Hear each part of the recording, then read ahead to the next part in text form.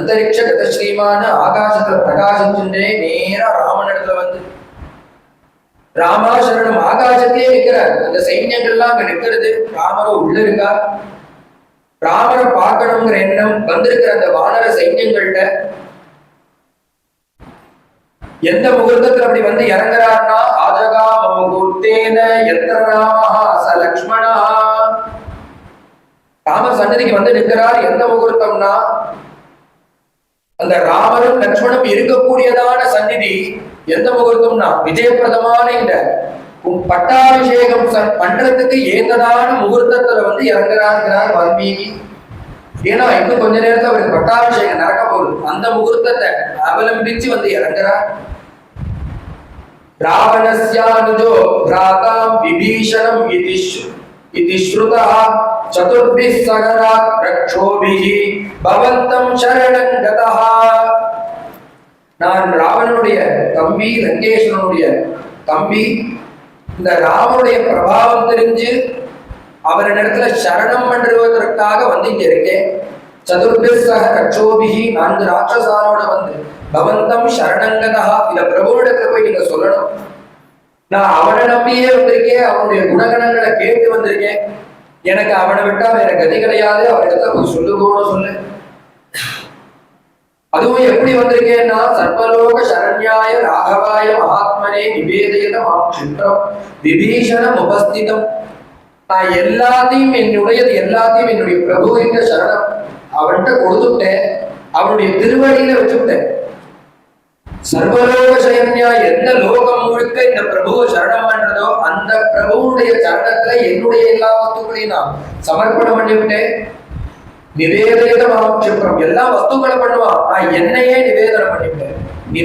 நிவேதயதமாம் சிப்ரம் நிவேதயதமாம் பக்தம் நிவேதயதமாம் பக்தம் விபீஷணம் உபஸ்திதம். எப்படி வந்து நிக்கிறேங்கிறத உள்ள போய் இந்த பிரபுவிடத்துல நீங்க சொல்லணும்.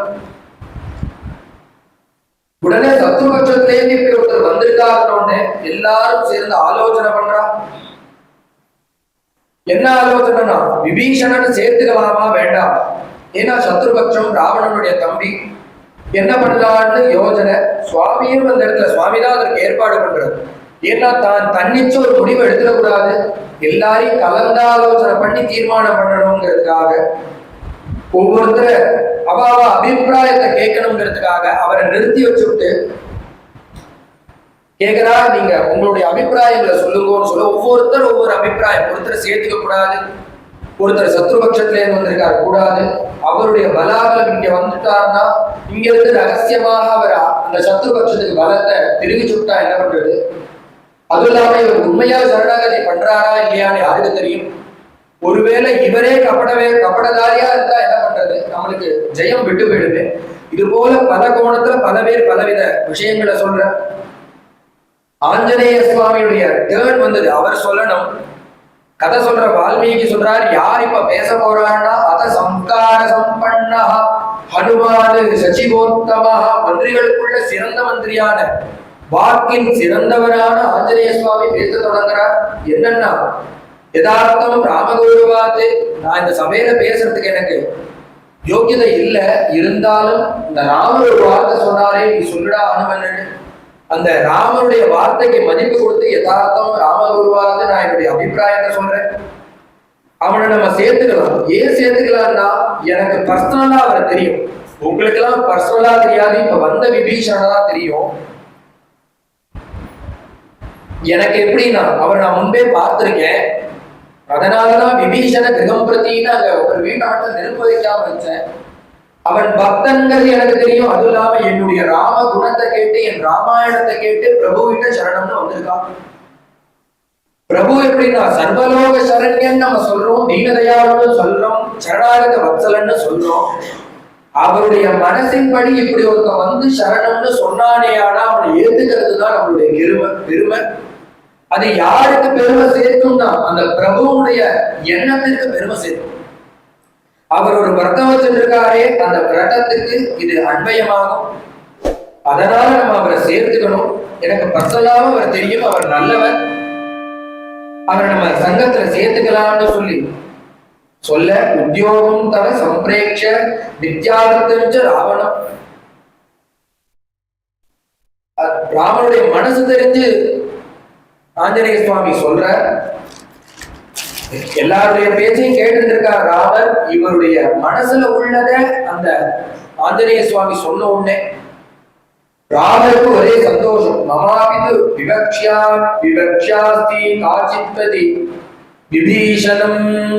என் மனதுல இருந்தது அப்படியே சொல்றாரு இந்த ஆஞ்சநேயர். எனக்கும் அதுதான் எண்ணம். ஏன்னா ஒருத்தன் எப்ப நம்ம கிட்ட சத்ருபக்ஷத்திலேருந்து வந்து மித்ரபாவே ந சம்பிராப்தம் நத்யஜேயம் கதஞ்சன தோஷோ யத்யபி ஸ்யாத் தமேவாத்மதகரிகிதம் ஏதமேததரிகிதம். அவன் எப்ப மித்ர பாவத்துல வந்துட்டானோ அவனை அபயம் கொடுக்கறது தானே நம்மளுக்கு அழகு. சத்யஜேயம் கஜாதன அவன் ஒருபோதும் நம்ம விடக்கூடாது. அது மட்டும் இல்ல, அவன்கிட்ட எந்த தோஷம் இருந்தாலும் அதை மன்னிச்சு ஏத்துக்கணும். சரணாகதி லட்சணம்ங்கிறதே தோஷத்தை விட்டு மேல சரணம் அபயம்னு கொடுக்கறது தானே. அதனால அவனை நம்ம மன்னிப்பு ஏத்துக்கணும். அந்த சரணா அந்த அபயம்ங்கிறதுக்கு அதுதான் அழகு, அதுதான் உத்தமம்னு அந்த வாக்க சொல்லிவிட்டு அவனை ஏத்துக்கணும். ஏதமேத அறிகிதம். அது இல்லாம ஈதிருஷி யசனம் பிராப்தா பிராதரஞ்ச பரித்யஜேது. இப்படி சொல்லி சுவாமி முடிச்சாரு. அதுதான் உத்தமம்னு சொல்ற காலத்திலேயே பக்கத்துல இருக்கக்கூடிய சுக்ரீவனுக்கு என்ன எண்ணம்னா, சுவாமி என்னன்னா எப்ப பார்த்தாலும் இந்த ஆஞ்சநேய சுவாமி அக்கறைக்கு போயிட்டு வந்தாலும் வந்தா அவர் எப்ப பார்த்தாலும் தலையில தூக்கி வச்சுட்டு கொண்டாரு. இன்னும் யாரும் பண்ணாத காரியத்தை அவர் பண்ணிவிட்டாரு. என்ன விட்டுருந்தா நான் கூட போயிருப்பேன். என்னமோ அவர் மனசுல ஆஞ்சநேயர் தான் பெரிய ஒரு ஸ்தானத்தை கொடுத்து அவர் என்ன வேணா சொல்லலாம், இவர் என்ன வேணா கேட்கலாம் அப்படிங்கிற எண்ணத்துல இருக்க. நம்ம என்ன சொன்னாலும் கேட்கறது, எது சொன்னாலும் விபீஷணன் சொன்னான்னா அந்த சுக்ரீவன் சொன்னான்னா அது ஏத்துக்கிறதே இல்லையே. என்ன சுவாமி மனசுல அப்படி ஒரு எண்ணம். இதை நோட் பண்ணி பார்த்தார். என்ன பண்ணா சுவாமி கேட்பார்? அவர் சொல்றது எல்லாரையும் கேட்கிற, நம்ம சொன்னதை கேட்கணும்னா என்ன பண்ணணும்னா, ஆஞ்சநேய சுவாமி என்ன பண்றார்? எல்லாத்தையும் அவசரப்படாத பதிக்கு சிந்தனை பண்ணி பொறுமையா நிதானமாக பேசுறார். அப்ப நம்மளும் அப்படி பண்ணோமே ஆனால் ராமருடைய மனசுல இடம் பிடிச்சிடும். என்ன பண்ணலான்னு பார்த்தார். இப்படி ஆலோசனை நடக்கிற காலத்துல நாம இதை யோஜனை பண்ணி சொல்றேன். யோஜனை பண்ணி என்ன சொல்றாருன்னா, எவ்வளவு யோஜனை பண்ணாலும் இருக்கிறதா வரப்போகுது. இருந்தாலும் யோஜனை பண்ணிவிட்டு வந்து சொல்றார், ஈதுஷா அபியசனம் பிராப்தம் பிராதரம் பரித்யஜேது. இவனை நம்ம ஏற்றுக்க கூடாது. ஏன் ஏற்றுக்க கூடாதுன்னா, கஷ்ட காலத்துல அண்ணா விட்டு எப்ப இவன் ஓடி வந்தானோ, இவன் நம்மளுக்கு ஒரு கஷ்ட காலம் வர காலத்தையும் ஓடி விடுவான். அண்ணாவை பரிதவிக்க விட்ட பாபி இவன் கஷ்ட காலத்துல, அவனை நம்ம கூட சேர்த்துக்க கூடாதுன்னார். சுவாமியும் சிரிச்சு விட்டார். பக்கத்துல இருந்த லட்சுமண சுவாமி பார்க்கிறார், அவரும் சிரிச்சு விட்டார். ஏன்னா சுவாமி மனசுல இவன் எப்பேற்பட்டவன் தான், இவன் அடிக்கிற அண்ணாவை அடிச்சு ராஜ்யத்தை வாங்கணும், அதற்கு தெம்பு இல்லைங்கிறதுனால பக்கத்து ஊர்ல இருந்து ஆளை கூப்பிட்டு வந்து பணம் கொடுத்து வதம் பண்ணி அந்த ராஜ்யத்துல இப்ப இவன் இருக்கான். அப்பேற்பட்ட சுக்ரீவன் சொல்றான், இவன் கட்ட காலத்துல அண்ணாவை விட்டுட்டு வந்தவன். சுவாமி சொன்னார், அப்பா சுக்ரீவா, இனிமே அண்ணா தம்பி சப்ஜெக்ட் வந்ததுன்னா இதுல தலையிடக்கூடாது, பேசவே கூடாது, ஒரு ரைட்ஸே கிடையாது. நீ இதுல இருந்து செத்த விலகி நெல்லுன்ன, ஒதுங்கிக்கோன்னு. அவன் புஷ்ணுன்னு போயிடுத்த அவன் மூஞ்சி, ஏண்டாப்பா சொன்னா எடுத்து. சுவாமி அந்த சுக்ரீவனை கூப்பிட்டு சொல்றார், நீ நினைக்கிறது கிடையாதுடா, எனக்குன்னு ஒரு விரதம் வச்சுருக்கேன், அதை முதல்ல நீ தெரிஞ்சுக்கோ. சகிருதேவ பிரபன்னாய தவாஸ்மீதி ஜயாச்சதே அபயம் சர்வபூதேப்யः ததாமி ஏதத் விரதம் மம. ஏதது விரதம் மம, எனக்கு ஒரு விரதம் இருக்கு. என்ன விரதம்னா, சகிருதேவ பிரபன்னாய். அவன் வயசுல 100 வயசு இருந்தானா, 99 வயசு ராமனையும் பார்க்கல, ராமர் கோவிலுக்கும் போல, ராமனுடைய குணத்தையும் எடுத்துக்கல, ராமனுடைய குணத்தை சொன்னதை கேட்டதும் கிடையாது. இப்படி இருக்கா ஒருத்தர். அவன் வாழ்க்கையில ராமச்சிந்தனமே இல்லாம ஒருத்தர் இருக்கா, பகவத் பக்தியே இல்லாம ஒருத்தர் இருக்கா. சகிருதேவ பிரபன்னாய் அப்படி இருந்த ஒருத்தன் ஒரே ஒரு தடவை கடைசி காலத்துல ராமா அப்படின்னு ஒரு தடவை கூட்டாளியானா அவனை சுவாமி எடுத்துருவாரு. சாமானிய மனுஷனுக்கெல்லாம் என்ன இருக்குன்னா, இவ்வளவு நாள் நீ என்கிட்ட வரல, இப்ப போய் என்கிட்ட வந்திருக்கே, இப்ப உனக்கு நான் ஏதாவது தரணுமா? நீ இத்தனை நாள் யார்கிட்ட போயிட்டு இருந்தியோ அவன்கிட்டயே போயிட்டு ஒதுக்கிடுவான். ஆனா பிரபு என்னன்னா, இப்பயாவது என் இடத்துல நீ வந்தையே, இப்பயாவது உனக்கு என் ஞாபகம் வந்ததேன்னு சொல்லி அபயம் கொடுக்கக்கூடிய மூர்த்தி. அப்படி இருக்கக்கூடிய அவன் ஒரே ஒரு தடவை ராமா சரணம்னு சொன்னான்னா போதும், அவன் எவ்வளவு கெடுதல் பண்ணியிருந்தாலும் எவ்வளவு கெட்ட காரியம் பண்ணியிருந்தாலும் சகதே பிரபன்னாய அவன் சத்ருபட்சத்திலேருந்து வந்திருந்தாலும் அவன் ஒரு தடவை ராமானா போதும் அவனுக்கு அபயம். தவாஸ்மீதி சயாச்சதே வந்து ராமா சரணம்னு கூட சொல்ல வேண்டாம், அவனுக்கு அதற்கு யோஜனையா இருந்ததுன்னா ஹே ராமா நான் உன்னை சேர்ந்தவன்னு சொன்னா போதும். சுவாமி அதான் எதிர்பார்க்கிறேன். நீ யாருன்னு எதிர்பார்க்கிறான்னா, ராமா நான் உன்னை சேர்ந்தவன், உன் குடும்பத்துல ஒருத்தன்னு நம்ம ராமரை சேர்த்துக்கணும்னு ராமருக்கு எண்ணம். இந்த வால்மீகி ஆசிரமத்தையே எடுத்துட்டோம்னா எப்படி இருக்குன்னா, அக்ரஹாரத்துல ஒரு வீடை போல இருக்கு. அதுவும் பாலமாமா குடும்பத்துல ஒரு குடும்பத்தை போல ஒரு ராமரை ஒரு அங்கமா எப்படி வச்சுட்டு இருக்காளோ, இதுதானா ராமருக்கு வேணும். வால்மீகி ஆசிரமம் கூட வால்மீகி பர்ணசாலை ஒரு வீடு போல பிரகாசிக்கிறது. அவ குடும்பத்துல ஒரு அங்கமா இருக்கார் ராமர். இப்பதானா பல வருஷங்க 100 காலமா இப்படியே இருந்துட்டு இருக்கார். இததான் ராமர் எதிர்பார்க்கிறார். ராமா நான் உன்னை சேர்ந்தவன்னு சொல்லணும்னு எதிர்பார்க்கிறார். அந்த பக்தி எதிர்பார்க்கிறேன். ஒரு தடவை சொன்னா போதும், அதுவும் உன்னை சேர்ந்தவன்னு சொன்னா போதும். அப்படி ஒருத்தர் சொல்லிட்டானே ஆனா அபயம், அவனுக்கு அபயம். அவன் எந்த நிலையில இருந்தாலும், அவன் மனுஷனாக இருந்தாலும் சரி, ஒரு கால் மிருகமாக இருந்தாலும் அவனுக்கு அபயம் உண்டுடா. அபயம் சர்வபூதேபியா ததாம்யேதத் பிரம்மமா. அது என்னுடைய வரதண்டா சுக்ரீவா, அதனால இவனுக்கு நான் அபயம் கொடுக்க போறேன்.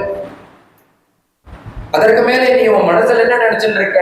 ராமருக்கு நம்ம சைன்யம் கொடுத்துருக்கோம், என்ன சொன்னாலும் ராமர் கேட்டுதான் ஆகணும்னு நீ நினைச்சிட்டு இருக்கியா? அப்படி இருந்ததுன்னா அந்த எண்ணத்தை நீ இப்படியே மாத்தி விடு. நீ அசடு, உனக்கு விஷயம் புரியாம நீ நினைச்சிட்டு இருக்க.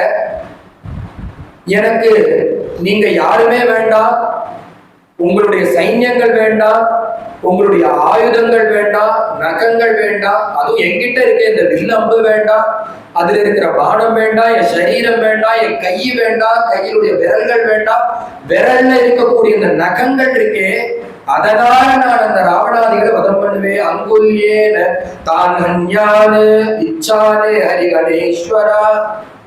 நீ உன்னுடைய பலத்துல இதெல்லாம் நடக்கிறது நினைச்சேன்னா அதை உதறிவிடு, அந்த எண்ணத்தை தள்ளி வச்சுவிடு.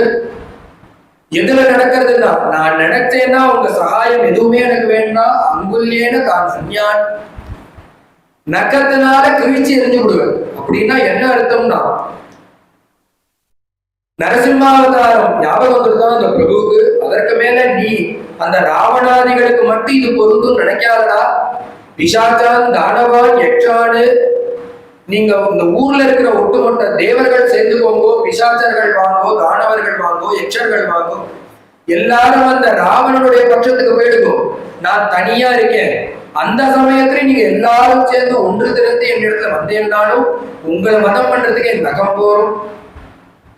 ஆவேசத்துல சொல்றார் சுவாமி, தன்னுடைய மனுஷங்கிறத மறந்துவிட்டு அவதார ரகசியத்தை விட்டுவிட்டு பூர்வ அவதாரத்துல அந்த பிரபுவ திருஷ்யத்தேன்னு அந்த பிரகலாதன் காமிக்கிறான். எங்கடா அந்த பிரபுங்கிறான் அந்த ஹிரண்யகசிபு, அவனை வதம் பண்ணிவிட்டு உங்ககிட்ட வரேன்னு சொல்ற காலத்துல தூண காமிக்க தோ தெரியறானே திருஷ்யத்தே கரதாலும் பஜன்னு சுவாமி சொல்ல 3 பிரதட்சிணம் பண்ணி நமஸ்காரம் பண்ற.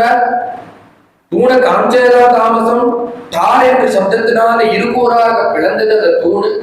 உள்ளிருந்து நரகரி ரூபத்தோட பகவான் வந்து அந்த பிரபு எப்படி அந்த ஹிரண்யாட்சன பயத்தை கிழிச்சு வதம் பண்ணினாரோ, மடியில போட்டு பக்த பிரகலாதனா இன்னைக்கு பிரகாசிக்கிறாரோ, அந்த அவதாரம் ஞாபகம் வந்துருத்தான் பிரபுவுக்கு.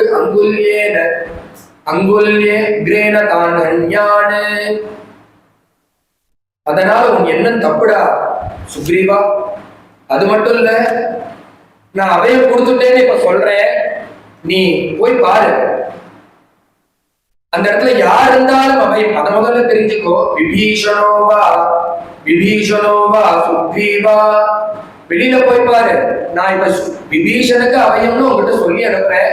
நீ ஒரு கால் வெளியில போய் அபயம் கொடுக்க போற காலத்துல அங்க பார்த்தா ராவணன் இருந்தான்னா நீ இதை கேட்கறதுக்காக என்கிட்ட ஒரு வாட்டி வர வேண்டாம். எதிவா ராவணஸ்வயம், அந்த ராவணனே இருந்தாலும் அவனுக்கு இந்த அபயத்தை நான் கொடுத்துட்டேன். அதை முதல்ல மனசுல வாங்கிக்கோ. ஆனையேன ஹரிசிரேட்ட தத்தவச அபயம் மயா, கொடுத்தாச்சு, நீ போய் அவனை கூட்டிட்டு வாடா. சுவாமி அவன் சொல்லி அனுப்ப அந்த விபீஷணத்தை சொல்லி அனுப்புற அந்த சுக்ரீவன்ட்ட இது அத்தனையும் சொல்ல, தத்தமஸ்த அபயம் மதா, அவன் இன்னும் வரல, அவனுக்கு முன்னதாகவே அபயத்தை கொடுத்தார் சுவாமி. சுவாமியுடைய சந்நிதிக்கு வந்து இறங்குறார் அந்த விபீஷணன். பவந்தம் சர்வபூதானாம் சரண்யம் சரணங்கதா, எந்த லோகம் முழுக்க உங்களை சரணாகதி பண்றதோ அந்த பிரபுவ அகம் சரணங்கதா, பரித்யஜ்யா மயாலங்கா மித்ராணிச்ச தனானிச்ச, என்னுடைய பிரபுவின் பொருட்டு நான் என் வீடு வாசலை விட்டேன், மனைவி மக்களை விட்டேன், ராஜ்யத்தை விட்டேன், நெற்கையை விட்டேன், எல்லாத்தையும் விட்டு என்ன பண்ணியிருக்கேன்னா சரணம்னு ராமா சரணம்னு உங்களை வந்து சரணம் பண்ணியிருக்கேன். எதன் பொருட்டுன்னா உங்களுடைய குணங்களை கேட்டு, உங்களுடைய பிரபாவங்களை கேட்டு, உங்ககிட்ட இருக்கணும், உங்க பக்கத்துல இருந்து சேவை பண்ணணுங்கிற ஒரே எண்ணம் தான். அதனால நீங்க என்ன மன்னிச்சு ஏத்துக்கணும். பிரபுன்னு வந்து காலில் விழ ராமா சரணம்னு நமஸ்காரம். உடனே சுவாமி தூக்கி நிறுத்தி வாரி அணைச்சு கட்டிக்க. திருப்பி அவர் ராமா சரணம்னு திருப்பி ஒரு நமஸ்காரம் பண்ற. திருப்பி சுவாமி தூக்கி நிறுத்துறார். ஏ விபீஷணா, கவலைப்படாதரா, நான் அந்த 10 தலை பூச்சிய வதம் பண்ணி உனக்கு அகண்டதான இந்த ராஜ்யத்தை கொடுப்பேன், நீ கவலைப்படாத. தன்யோஸ்மி, நான் அவ்வளவு பாத்திரனா அப்படின்னு திருப்பி ஒரு நமஸ்காரம். 3வது நமஸ்காரம். நான் சொல்றேனேடா, கவலைப்படாத, சொல்லுவேனோ செய்வேனோன்னு நினைக்க வேண்டாம். அகம்மத்வா தசக்ரீவம் சப்ரகஸ்தம் சஹானுஜம் ராஜானந்த்வா கரிஷ்யாமி சத்யமே தத்ரவீமிதே. ஹே விபீஷணா, சத்தியம் பண்ணி சொல்றேன், உனக்கு வாக்கு கொடுக்குறேன், அந்த ராவணாதிகளை வதம் பண்ணி பூர்ணமா அழிச்சுட்டு அந்த சிம்மாசனத்துல லங்கேஸ்வரனை வதம் பண்ணி அந்த லங்கைக்கு ஈஸ்வரனாக ஒன்ன பண்ண வேண்டாம், இது சத்தியம். திருப்பி தன்யோஸ்மி, நான் ராஜ்யத்துக்காக வரல, உங்களுக்கிட்ட சரணம் பண்ணதான் வந்திருக்கேன். தன்யோஸ்மின்னு திருப்பி நான் அத்தனைக்கும் பொருட்டான்னு திருப்பி காலில் விழ. உடனே சுவாமி 3வது அவன் நமஸ்காரம் பண்ணோன்னு, ஹே விபீஷணா, எந்த பரதனுக்கு நான் வாக்கு கொடுத்திருக்கேனோ 14வது வருஷம் பூர்த்தியாகி 15வது வருஷம் முதல் தேவி நான் வருவேன்னு அந்த பரதனுக்கு வாக்கு கொடுத்திருக்கேன். அவன் வாக்கின்படி நான் போய் சேரணும். எந்த பிரபுவுக்கு நான் வாக்கு கொடுத்திருப்பேனோ, எந்த தம்பிகள் மேல நான் பிரியர்தான் அந்த வாக்கு கொடுத்திருப்பேனோ, என் உயிருக்கும் மேலான தம்பிகள், அந்த தம்பிகள் மேல ஆண்பிடிக்க சொல்றேன். உன்னை நான் இங்க ராஜாவாக பண்ணாம இந்த பிரதேசத்தை விட்டு போக மாட்டேன்டா. அயோத்தியாம் பிரவேட்சாமி திரிபிஸ்தைர் பிராத்ருபிஷபே, 3 பேர் மேல ஆண்பிடிக்க சொல்றேன், நான் உன்னை ராஜாவாக பண்ணுவேன்னு சொல்றேன். தன்யோஸ்மி தன்யோஸ்மி, இது பண்ணாம நான் அயோத்தி போக மாட்டேன்னு சுவாமி வாக்கு கொடுக்குறார். ஆத்தார் சுவாமி இவன் 3 தடவை நமஸ்காரம் பண்ணா ராஜ்யத்தை கொடுக்குறேன்னு சொல்லியாச்சு. பக்கத்துல இருந்த லட்சுமண சுவாமியை பார்க்கிறார். அப்ரவீத் லட்சுமணம் பிரீதா, டே லட்சுமணா, நம்ம எனக்கு இன்னொரு யோகனை தோன்றதுரா. ஏன் இந்த விபீஷணனுக்கு அக்கறைக்கு போய் அவனை வதம் பண்ணி அப்புறம் பட்டாபிஷேகம், அவன் ஒரு 10 தலை பூச்சி, அவனை அப்புறமா வதம் பண்ணிக்கலாம். இந்த விபீஷன் பரம பக்தனா இருக்கா, சரணாகதி வேற பண்ணிவிட்டான். அதனாலே என்னன்னா அந்த பூச்சி அப்புறம் வதம் பண்ணிப்போம், இவனுக்கு பட்டாபிஷேகம் இக்கரையில இப்பயே பண்ணிவிடுவோம்டா. அப்ரவீத் லக்ஷ்மணம் பிரீதா சமுத்திர ஜலமானயா. ஹே லக்ஷ்மணா, தம்பி போய் நீ போய் இந்த சமுத்திரத்தில இருந்து ஜலத்தை கொண்டு வா. இந்த விபீஷன் பரம பக்தனுக்கு இந்த கரையில இப்பயே அபிஷேகம், பட்டாபிஷேகத்தை பண்ணி வச்சிருவோம். இந்த ராஜ்யஸ்ரீ பின்னாடி வரட்டும், இங்க பட்டாபிஷேகம், ராஜ்யம் பின்னாடி கிடைக்கட்டும், அந்த ஸ்ரீயை முன்னாடி கொடுத்துருவோம்டா அப்படின்னு தீர்மானம் பண்ணி அங்கேயே உட்கார்த்தி வச்சு லக்ஷ்மண சுவாமி கையினால சுவாமி அபிஷேகம் பண்ண சொன்னார். ஏன்னா லக்ஷ்மணோ லட்சுமி சம்பன்னா, அவன் கையால பண்ணா அது சீக்கிரம் கிடைக்கும். ஏவமுக்தஸ்து சௌமித்ரிஹி அப்யசிஞ்சன் விபீஷணம் மத்தியே வானர முக்கியானாம் ராஜானம் ராமசாசனாத். விபீஷனுக்கு அங்கேயே சுவாமி அந்த சமயத்திலேயே பட்டாபிஷேகம் பண்ணி வைக்கிறார். ராஜ்யஸ்ரீ பின்னாடி வரப்போகுது, ஆனா அந்த பட்டாபிஷேகத்தினால அந்த ராஜ்யம் பின்னாடி ராஜ்யஸ்ரீ முன்னதாகவே அவர் கையில கிடைக்கும்படி பண்ணியுமா இந்த லக்ஷ்மணனை விட்டு அபிஷேகம் பண்ண சொல்லி சுவாமி மங்களகரமா இந்த சுக்ரீவனுக்கு ராஜ்யத்தில் அக்கறையில உள்ள ரங்காராஜ்யம் இக்கரையில பட்டாபிஷேகத்தை பண்ணி கொடுக்கிறார். இது என்ன இந்த சரித்திரத்துல தெரிஞ்சுக்கணும் நம்மன்னா, சுக்ரீவனும் வந்தான், கைய பிடிச்சான், பல மாசமாச்சு, அடி வாங்கி உத வாங்கி பின்புதான் அந்த ராஜ்யம் கிடைச்சது. ஆனா ஒரே விசிட்டு மணி கணக்குதான், கால போய் பிடிச்சா ராமா சரணம்னு அந்த க்ஷணம் அப்பயே அந்த விபீஷனுக்கு ராஜ்யம் கிடைச்சது. பக்தனா போனோம்னா ராமனுக்கு மனசே விடாதான், அந்த பக்தால காப்பாத்தாம இருந்தா. ராமா சரணம்னு சொன்ன உத்தரக்ஷணம் சரணாகதி பண்ணின உடனே ராமர் ராஜ்யத்தை கொடுத்தார். ராஜ்யம்ங்கிறது லௌகீகமா உள்ளது. ராமா சரணம் நான் உன்ன சேர்ந்தவன்னு சொன்னா எதை கொடுக்க மாட்டாங்க, மோட்ச ராம்ராஜ்ய லட்சுமிங்கிற நம்ம அதற்காக அந்த மோட்சத்தையே கேட்டாலும் பகவான் கொடுத்துருவார். அப்பேற்பட்டதான வரதனான மூர்த்தி. விபீஷண பட்டாபிஷேகங்கிறதான மங்களமான சரித்திரம் இன்னைக்கு. நாளைய தினம் இந்த பாலத்தை சேது பந்தம் பண்ணி அக்கறைக்கு போய் தேவியை கண்டு இந்த ராவணாதிகளை வதம் பண்ணி புஷ்பக விமானத்துல சுவாமி கலந்து இக்கரைக்கு வந்து அயோத்தியக்கு வந்து இந்த பரதனுக்கு அனுகிரகம் பண்ணி மனு பாந்தாதிகள்லாம் எந்த சிம்மாசனத்தை அலங்கரிச்சாலோ அந்த சிம்மாசனத்துல சகசீதம் நிவேசயத்துன்னு சுவாமி இருந்து அலங்காரம் பண்ணி அபிஷேகம் பண்ணிக்க கூடியதான புண்ணியமான பட்டாபிஷேக சரித்திரம் சாம்ராஜ்ய பட்டாபிஷேகம் நாளைக்கு. நாளையோடு இந்த பிரவச்சனம் பூர்த்தியாகுதுன்னு சொல்லவே கஷ்டமா இருக்கு. வந்ததுன்னு தெரியல, போனதுன்னு தெரியல, 8 நாள் ஆயிடுது. சாநித்தியமான மேடை சொல்றதுக்கு ஒரு பாக்கியம், கேட்கறதுக்கு ஒரு பாக்கியம். நாளைய தினம் பிரவச்சனம் டைம் கொஞ்சம் மாறுது.